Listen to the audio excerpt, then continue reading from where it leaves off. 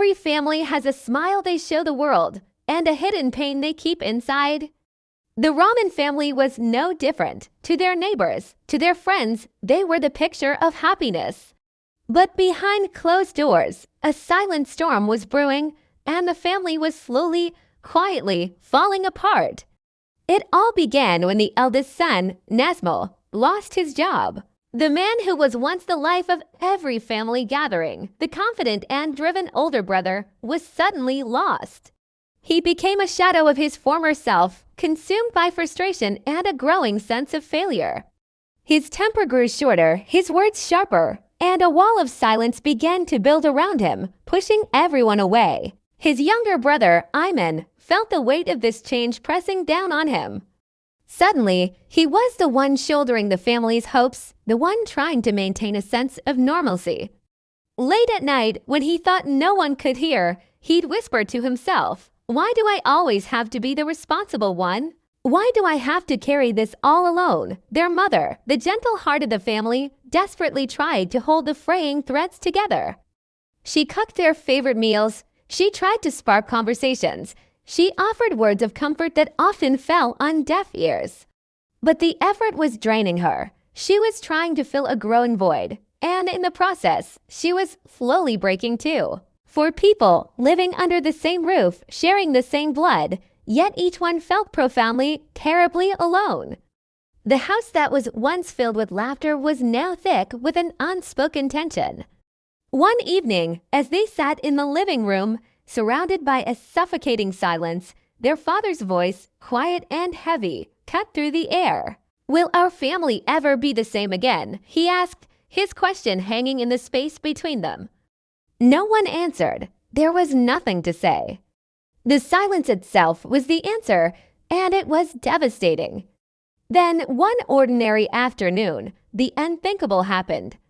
Their mother, the pillar who had been trying so hard to support everyone else, suddenly collapsed. The rush to the hospital was a blur of panic and fear. And in that cold, sterile hallway, as they waited for news, everything changed. For the first time in months, Nazmul and Ayman stood side by side. The anger, the resentment, it all just melted away. They weren't rivals anymore. They were just two sons, terrified of losing the one person who held their world together. Nazmul's voice was barely a whisper when he finally broke the silence. "Ayman, I'm sorry." He couldn't meet his brother's eyes. "I haven't been myself. I pushed you away." Ayman, his own eyes filled with tears, shook his head. "I'm sorry too," he replied, his voice thick with emotion. "I shouldn't have given up on you. I should have tried harder to understand." And then they hugged, a real, desperate hug. A silent apology, a promise, a moment of connection that both had needed but neither knew how to ask for. Watching from a distance, their father saw them.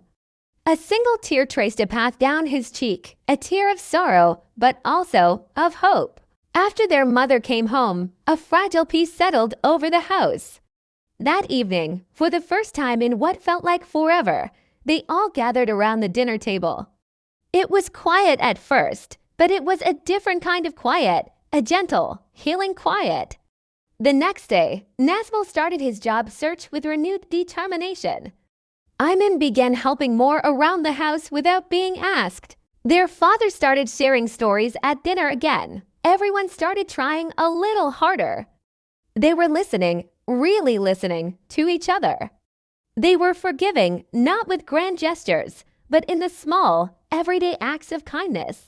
A few weeks later, another dinner. This time, the room was filled with gentle conversation and the sound of soft laughter.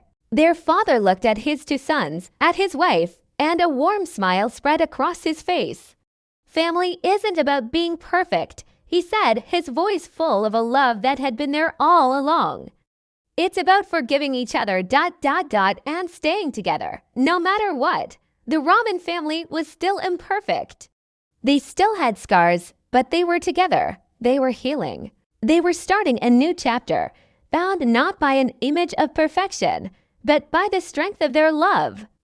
Because a family can break in a moment, but it's love that always finds a way to put the pieces back together. Thanks for watching. If this story touched your heart, please like and subscribe for more.